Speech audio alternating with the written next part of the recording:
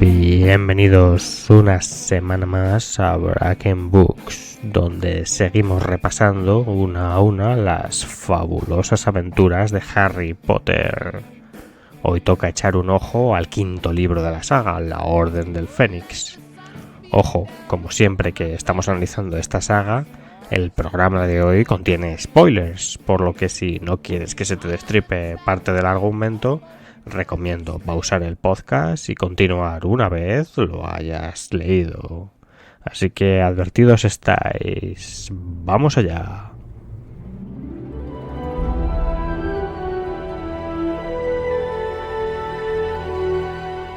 Pequeña descripción del libro.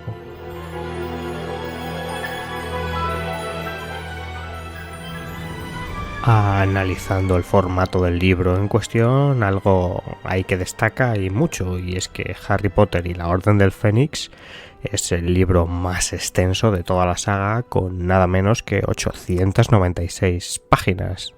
Vamos, un mamotreto interesante.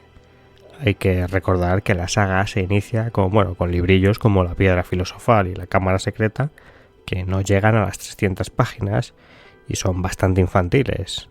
Aquí no, aquí ya tenemos un libro enorme, más complejo en cuanto a estructura y desde luego muy alejado de ser una cosa ligerita para niños pequeños. La Orden del Fénix salió publicada en el año 2003 en inglés y tuvimos que esperar hasta 2004 para tenerla en castellano. De hecho, este verbo es bueno, esperar, pues fue el primer libro de la saga que muchos de los seguidores tuvimos que esperar a que se publicara, dado que los 4 primeros lo fueron del tirón y cuando casi la saga era desconocida, por lo que cuando te aficionas a leerlos ya estaban publicados.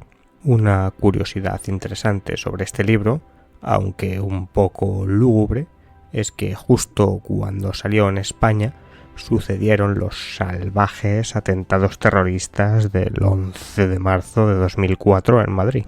Como sabéis, sin duda, unos yihadistas colocaron explosivos en varios trenes de cercanías atestados de personas que iban en su desplazamiento rutinario al trabajo o quizá a estudiar a la universidad. Desde luego, el fenómeno Harry Potter estaba en ese momento en todo lo alto y muchas de esas personas que acudían en los trenes a trabajar aprovechaban ese ratito para ir en el transporte público leyendo este libro. Fue entonces que la muerte y la tragedia se hicieron presa de los trenes. Las fuertes detonaciones acabaron con la vida de varios cientos de personas y la verdad es que fue todo muy truculento. Hay que decir que entre los desperfectos de los vagones se encontraron varias órdenes del Fénix destruidas. Por suerte, y gracias al grosor del libro, hubo algunas personas que al ir leyéndolo fueron protegidas por las páginas de este libro y pudieron escapar así, con heridas, pero vivas al fin y al cabo. ¿Quién lo iba a decir, no? La magia de Harry Potter actuando como escudo. Una anécdota, sin duda alguna interesante.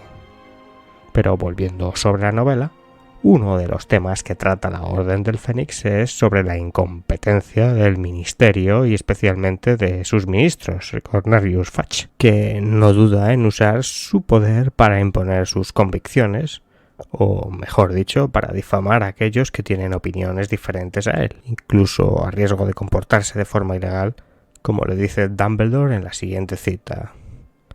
El ministerio no tiene competencia para expulsar a los alumnos de Hogwarts, Cornelius, como ya te recordé la noche del 2 de agosto, dijo Dumbledore, y tampoco tiene derecho a confiscar varitas mágicas hasta que los cargos hayan sido comprobados satisfactoriamente, como también te recordé la noche del 2 de agosto. Con tus admirables prisas por asegurarte de que se respete la ley, creo que tú mismo has pasado por alto, sin querer, eso sí, unas cuantas leyes. Breve sinopsis de la obra. ¿De qué va? En 2 frases. Voldemort ha retornado y comienza la guerra en la comunidad mágica. Pero al principio es un conflicto soterrado y oculto pues los estúpidos políticos del Ministerio de Magia no quieren ver la realidad. Ante esto y fruto del aislamiento en el mundo no mágico al que se ve sometido, Harry Potter se siente triste y preocupado. Solo, aislado y sin saber muy bien qué es lo que está pasando, el joven comienza a dar muestras de una rabia contenida y de un mal humor alarmantes. En mi opinión, todo el libro es un recorrido psicológico en torno a la personalidad de Harry Potter.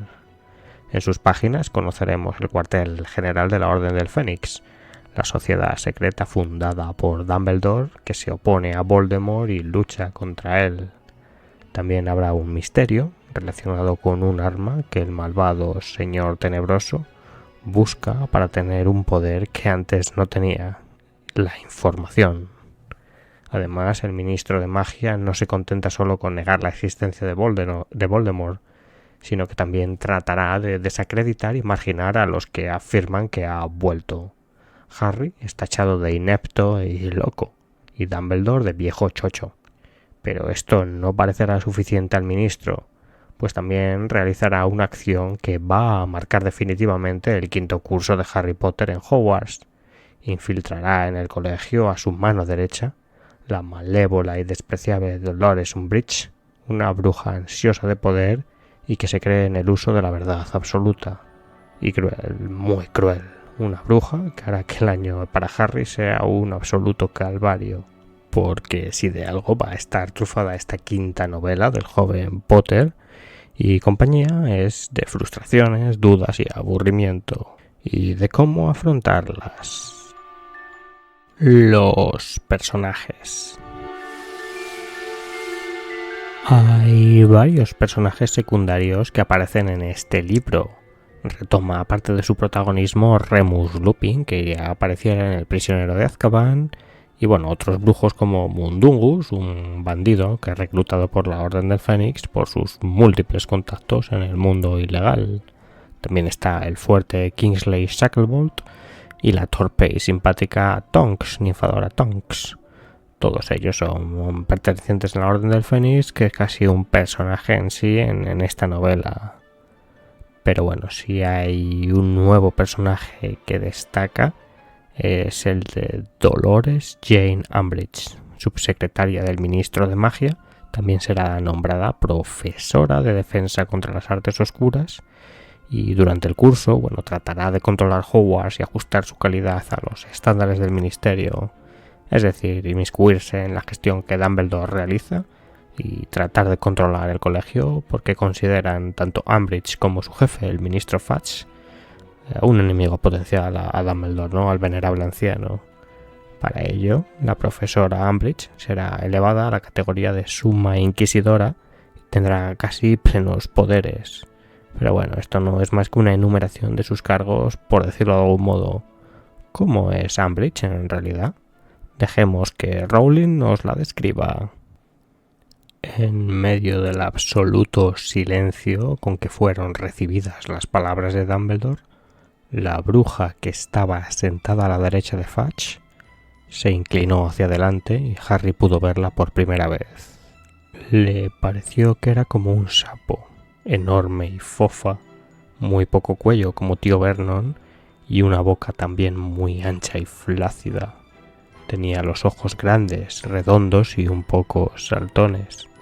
Hasta el pequeño lazo de terciopelo negro que llevaba en el pelo, corto y rizado, le recordó a una gran mosca que la bruja fuese a cazar con una larga y pegajosa lengua en cualquier momento.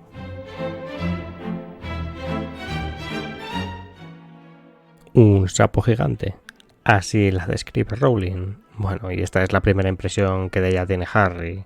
De aquí en adelante descubriremos que es, además de fea, tremendamente cruel y malvada. No malvada de ser seguidora de Voldemort y nada parecido, como dicen en algún punto de la novela los muchachos. El mundo no se divide entre mortífagos y buenas personas, les recuerda Sirius Black. Hay grises y bueno, también diferentes tipos de maldad, y la de Umbridge es de las peores en mi opinión. Aposentada en sus poderes plenipotenciarios, tratará de desestabilizar a Harry y bueno, volverle loco a sabiendas. No enseña a los alumnos magia y va aprobando decreto tras decreto que hacen que la vida en Hogwarts se vuelva tremendamente lastimosa para todos y bueno, para Potter y especialmente. De hecho, una cosa que siempre hasta entonces remarcaba en la serie es que Harry considera Hogwarts su hogar. No, desde luego, la casa de sus tíos, pero tampoco la casa de los Weasley. Su hogar es el colegio Hogwarts. Pues bien, aquí esta mística se rompe y de hecho en Navidades está Harry apesadumbrado por primera vez pensando que tiene que quedarse en el colegio y no puede irse. Leo un pequeño fragmento al respecto. De todos modos, no le apetecía pensar en Navidad. Por primera vez desde que estudiaba en Hogwarts, le habría encantado pasar las vacaciones lejos del colegio. Entre la prohibición de jugar al Quidditch y lo preocupado que estaba por si ponían a Hagrid en periodo de prueba, le estaba cogiendo manía al colegio. Lo único que de verdad le hacía ilusión eran las reuniones del ED, y durante las vacaciones tendrían que suspenderlas, pues casi todos los miembros del grupo pasarían las Navidades con sus familias. Bueno, ahora en un segundín hablamos de Harry y de cómo afronta todo esto creando el ejército de Dumbledore, el ED, que ha salido en la cita. Pero bueno, retomemos antes el personaje de Umbridge. Además de todo lo mencionado, decir que la forma en que Rowling recrea al personaje de Umbridge es fastuosa. En primer lugar, por cómo la describe. Ya hemos leído en su primera aparición en la novela, cuando Harry la ve por primera vez y aún no sabemos nada de ella. Pero bueno, la descripción que nos hace ligeramente ridícula, pero al mismo tiempo siniestra, pues bueno, nos va calando, nos va dejando con el regusto detrás de la cabeza, pensando en ella. Y después aparece en Hogwarts, o mejor dicho, se la encuentra Harry y nosotros la vemos a través de sus ojos del siguiente modo. Tenía una voz muy chillona y entrecortada, de niña pequeña, y una vez más, Harry sintió hacia ella una aversión que no podía explicarse. Lo único que sabía era que todo en ella le resultaba repugnante, desde su estúpida voz hasta su esponjosa chaqueta de punto de color rosa. Todo en ella le resultaba repugnante, ¿no? Dice Harry. Y ya sí que sí, nos cae mal y peor, nos caerá cuando comience a castigar al prota con castigos que además son excesivamente crueles, ¿no? Le hace escribir en un pergamino "no debo decir mentiras", y mientras Harry lo va haciendo, pues le sale del dorso de la mano esa frase a modo de herida, ¿no? Con sangre y todo. Y así poco a poco se le va quedando una cicatriz en la mano con esa frase, "no debo decir mentiras". En fin, que es una auténtica bruja Dolores Umbridge, pero de las malas, y no en vano es uno de los personajes más odiados de la saga de Harry Potter, si no la que más, la verdad, incluso por encima de Voldemort. Un gran personaje este, nacido de la imaginación de Rowling, sin duda alguna.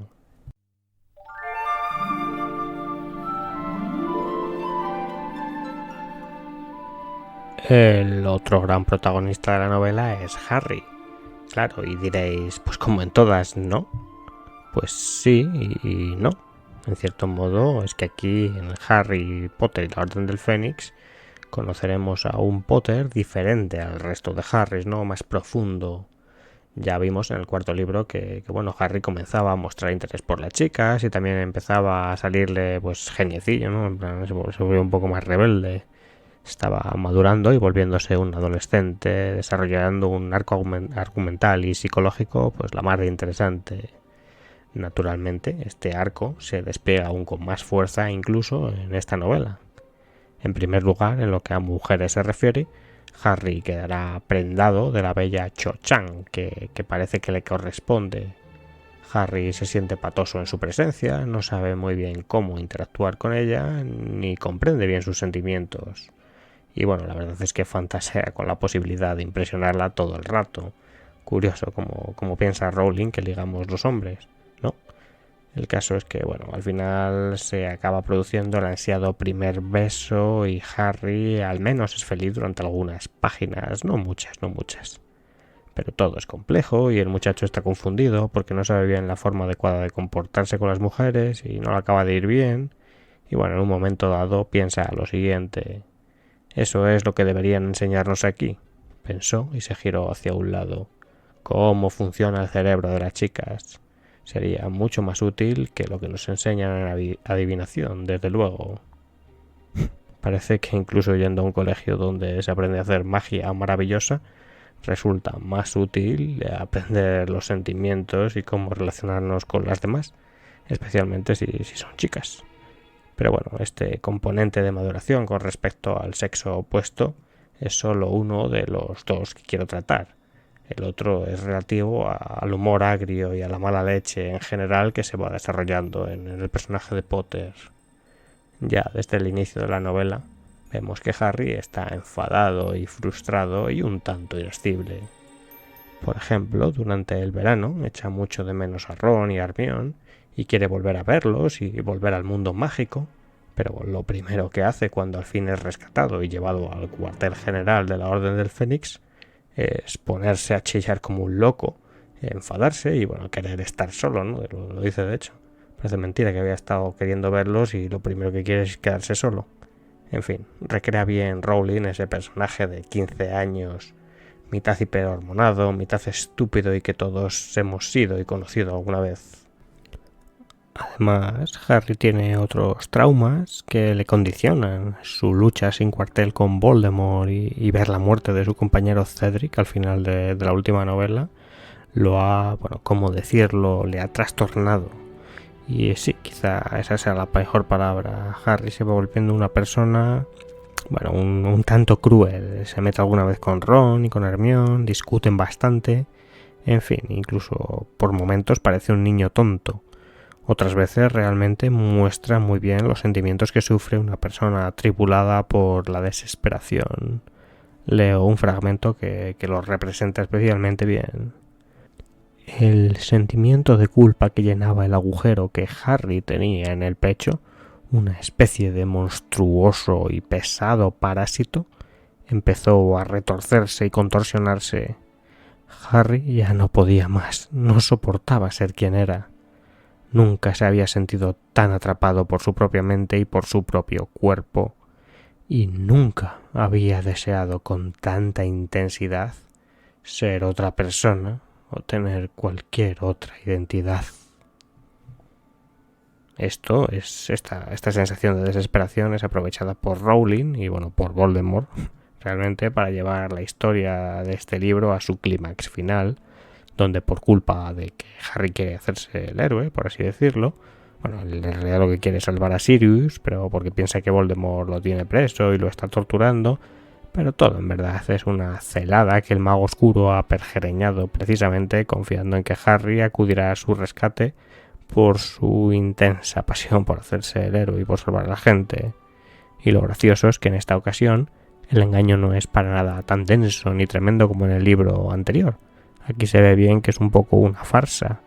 Aún así, nosotros, fieles compañeros de Harry, confiamos en él y la primera vez que uno lee el libro, de verdad se piensa que lo que Harry ha imaginado es cierto, que Voldemort ha raptado a Sirius y lo tiene en mitad del Ministerio de Magia, torturándole para que robe un arma o algo así.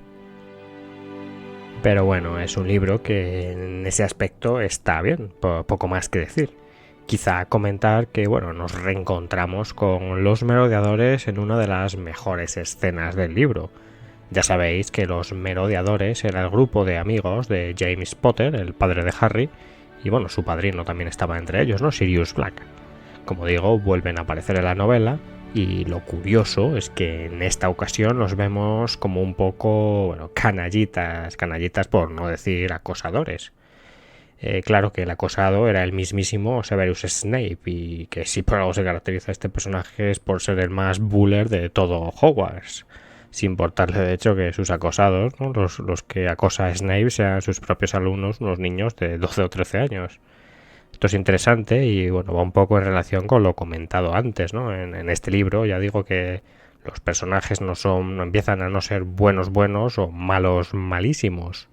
Hay grises, hay zonas opacas y bueno, esas zonas arrastran a Dolores Umbridge, que es profesora del colegio pero es muy cruel y malvada, o al ministro, que es el ministro de magia, nada menos, pero que es un poco imbécil y actúa con cierta maldad.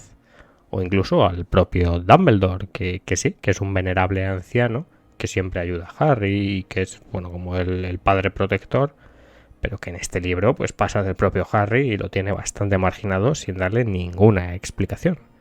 Y sin duda los tonos grises también alcanzan, especialmente de hecho, a James Potter, al padre de Harry. En internet de vez en cuando se ven debates sobre si James era bueno, como parece indicar la mayor parte de la historia, o si por haber sido un acosador en su época de colegial es en verdad una persona reprobable.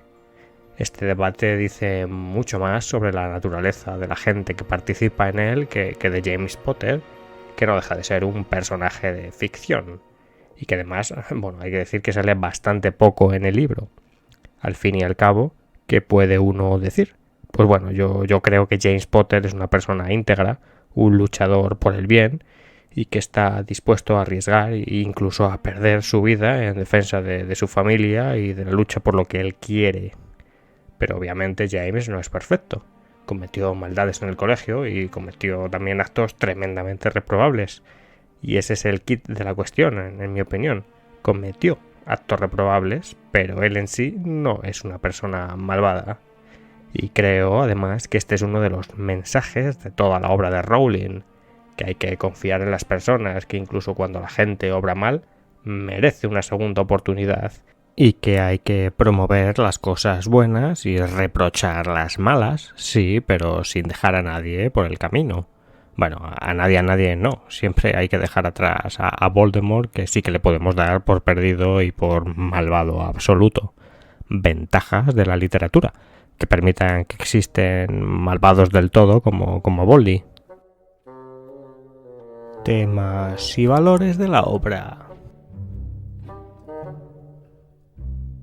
¿De qué va Harry Potter y la Orden del Fénix? Bueno, interesante pregunta.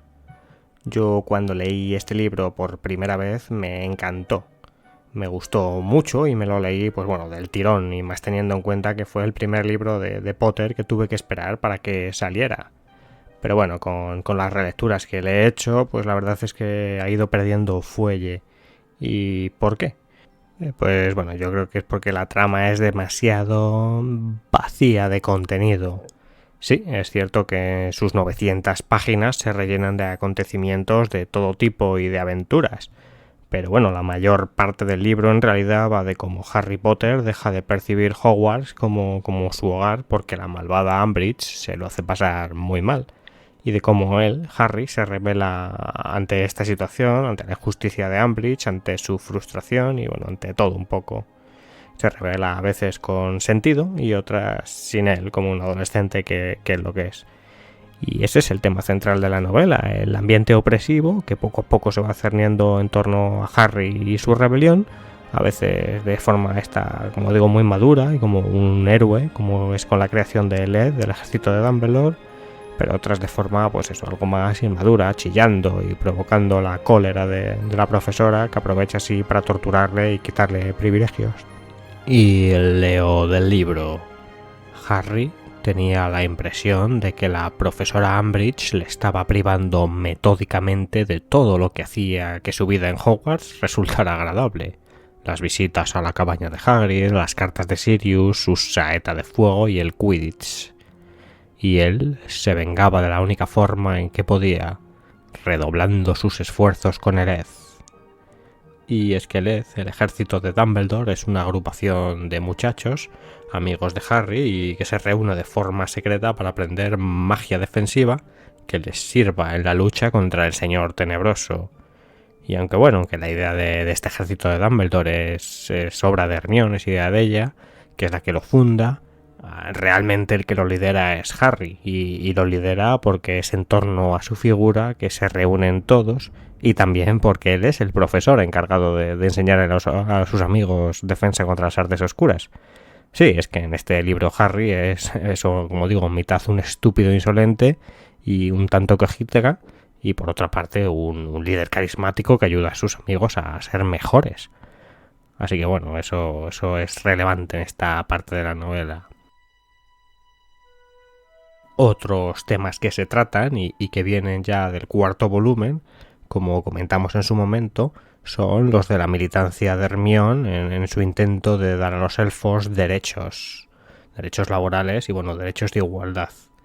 Es verdad que la Orden del Fénix se trata un poco de forma más atenuada, pero en el fondo de la novela y varios de sus pasajes más relevantes, pues es un tema que también es central. Umbridge, por ejemplo, además de ser cruel y una déspota, odia a los semi-humanos, atacará a los centauros y despreciará al profesor Lupin por ser un hombre lobo. Y esto al final acabará siendo su ruina, ¿no? No lo de Lupin, sino lo de los centauros.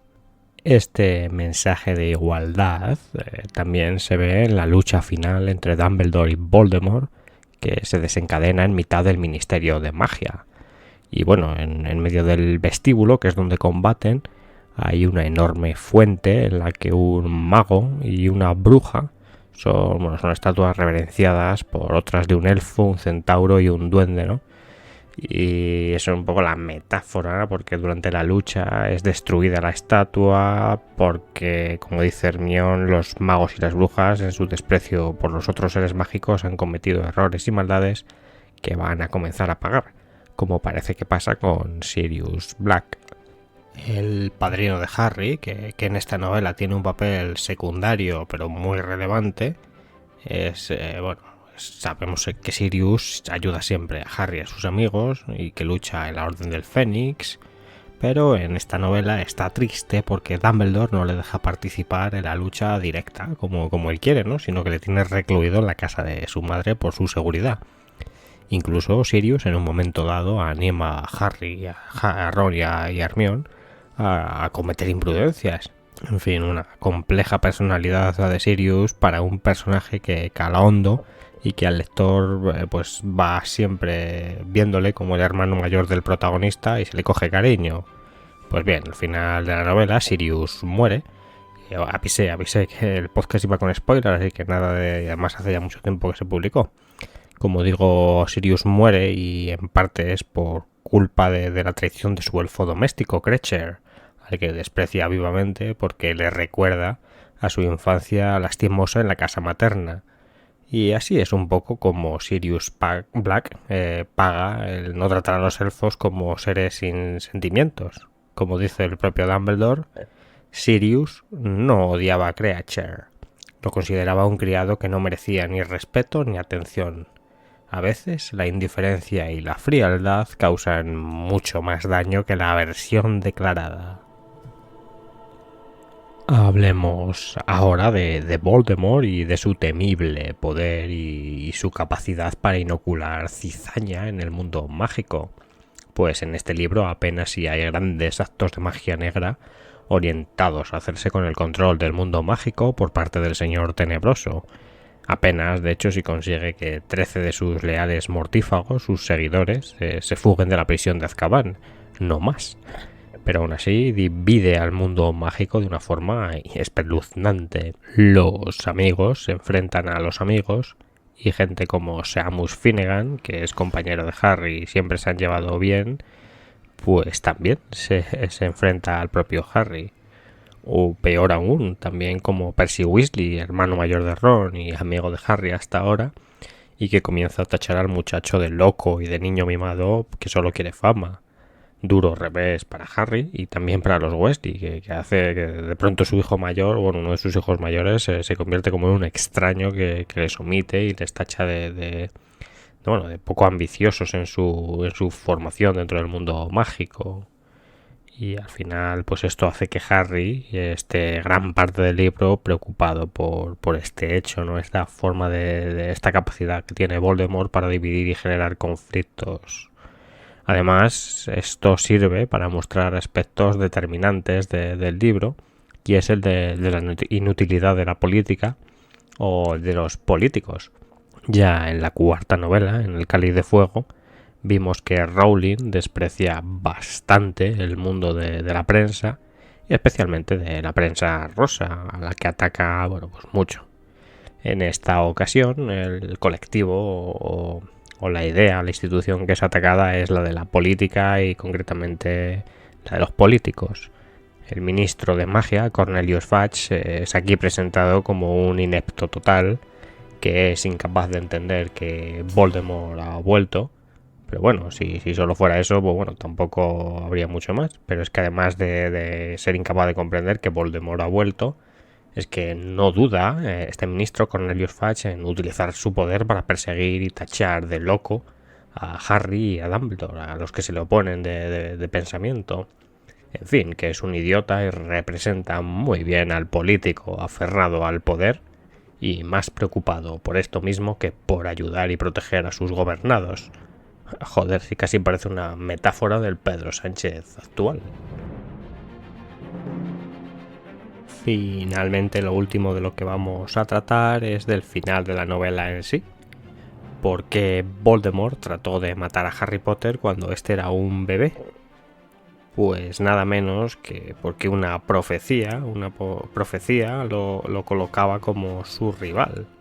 Pero en el asesinato fallido, Voldemort sin querer transfirió parte de sus poderes a Harry, haciendo que efectivamente fuese la persona más peligrosa para él desde ese momento, ¿no? El destino que se impone en nuestras vidas pese a todo, y pese a que llevamos ya 2 libros y con este 3 escuchando que la adivinación es una parte de la magia muy inexacta y poco precisa.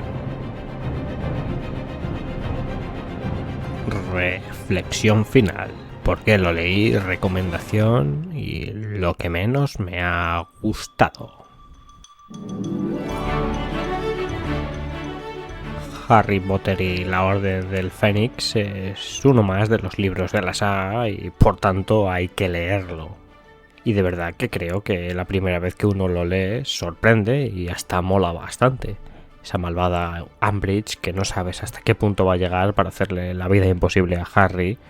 Y bueno, además tiene algunas frases y secuencias de humor que son absolutamente geniales, como cuando Umbridge está supervisando al resto de los profesores, o bueno, cuando entran todos en el cabeza de puerco para formar el heredero. La verdad es que yo cuando me acuerdo de la primera vez que lo leí y estaba leyendo el libro me saltó las carcajadas, me descojonaba de la risa.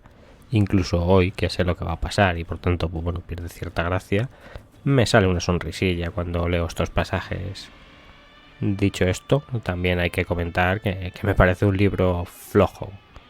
No sé, creo que tiene muchas páginas para lo poco que pasa sustancioso. Como hemos dicho, la novela va sobre todo del ambiente opresivo que poco a poco se va cerniendo sobre Harry. Pierde las visitas a ver a Hagrid, es castigado de por vida sin jugar al Quidditch, le hacen estudiar mucho porque se acercan los exámenes de los timos, y bueno, la imagen de su padre, que hasta ahora era una figura heroica, empieza a desvanecerse. También tenemos a Harry que no sabe apañárselas con las chicas, y además de todo, por si fuera poco, Voldemort en el exterior pues es una sombra oscura que se cierne sobre el mundo mágico. Un Voldemort que aparece en la novela como un personaje terrible, ya que es capaz de dividir al mundo mágico solo con la mera sospecha de que ha vuelto, como he comentado antes. Y en fin, requería este tema central de tantísimo desarrollo a lo largo de las inacabables 900 páginas que tiene la Orden del Fénix. Bueno, no lo sé, yo diría que no. Por ejemplo, en la Cámara Secreta también muestra bastante esta separación de Harry del mundo mágico, y como es un poco una figura descastada que todos tienen cierto temor porque piensan que es el heredero de Slytherin que está atacando a sus compañeros. Y bueno, requiere para ello pues muchos menos capítulos y mucho menos desarrollo que en el Orden del Fénix. O bueno, también en el Cáliz de Fuego, cuando todos creen que Harry es un fantoche que tiene tanto afán de gloria que no ha podido evitar presentarse al torneo de los 3 magos, pues no dedica tanto desarrollo a mostrar esto. Y bueno, es un libro también muy grande, pero como comentamos en su episodio, con una trama muy densa, que merecía la pena. Estas novelas, como digo, esa sensación de opresión, Rowling la construye de forma más frugal, y aquí podía más o menos haberlo hecho con el mismo éxito, pero sin embargo opta por hacer un desarrollo psicológico enorme del personaje que yo creo que es un poco fallido en cuanto a un poco aburrido. Me parece un libro un poco flojo, no sé, creo que tiene muchas páginas para lo poco que pasa. No consigue la autora tener ese ritmo trepidante de toda la saga, Y desde luego, el misterio que lo cubre no es para nada misterioso como en otros. A ver, claro, uno está inquieto porque Voldemort sabe que está ahí y porque sospecha que en cualquier momento la guerra se va a desatar en el mundo mágico con total virulencia. Pero claro, eso no da para mantener la tensión durante tantas páginas. El misterio aquí no deja de ser un sueño y una supuesta arma y poco más. Pero lo que no es muy atractivo, yo creo. Creo que esto tendría que haberse trabajado más, ¿no? Rowling tenía que haber trabajado más en la trama misteriosa. Pero en fin, es un libro recomendable, desde luego que sí, porque es de Harry Potter. ¿A qué se parece o qué leer después de La Orden del Fénix? Comentaba el otro día en la reseña de Patria que, oye, los mortífagos y la forma de proceder de Voldemort es un poco como la de los terroristas. Y pues sí, lo sigo pensando y me reafirmo en esta idea. No voy a decir que si has leído Harry Potter y la Orden del Fénix y te gustó, vayas ahora corriendo a leer Patria y te vaya a encantar. Puede que no. Son libros en realidad muy diferentes, eso está claro. Pero voy a recomendarlos juntos, sí, porque bueno, creo que es una lectura más adulta para un tema, vamos a decir que similar. De hecho, por otra parte, hay que hablar de la adaptación de Harry Potter al cine, de este Harry Potter y la Orden del Fénix al cine. Curiosamente, siendo el libro más largo de toda la saga, también es la película más corta. Quizá por lo comentado antes, porque no tiene mucho argumento, no pasan demasiadas cosas. Creo, bueno, que la peli está bastante lograda y el duelo final entre Dumbledore y Voldemort es absolutamente memorable. Me gustó mucho. Bueno, toda la sección del Ministerio de Magia está muy bien y la musiquilla, que es la que nos acompaña durante todo el programa, pues bueno, es bastante diferente a la del resto de la saga y graciosa, ¿no? Por momentos, ¿no? Esa tonadilla de la profesora Umbridge mola bastante. Así que sí, recomiendo su visionado, el Harry Potter y la Orden del Fénix. Y vamos concluyendo ya con el programa de hoy. Ha quedado un poco quizá descafeinado, no sé. Pero es que de verdad que con la Orden del Fénix no se puede uno explayar tampoco demasiado. Como ya dije en el anterior programa de Harry Potter, es un poco la continuación del Cáliz de Fuego y un poco mantiene su hilo argumental, ¿no? Su desarrollo.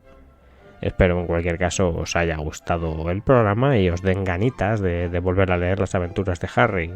Si es así, dadle a like o al corazoncito este que sale en iVoox y nos leemos en los comentarios o en Twitter. Como siempre, os emplazo a la semana que viene para seguir disfrutando de la literatura en Bracken Books. Un saludo amigos y que tengáis un buen día.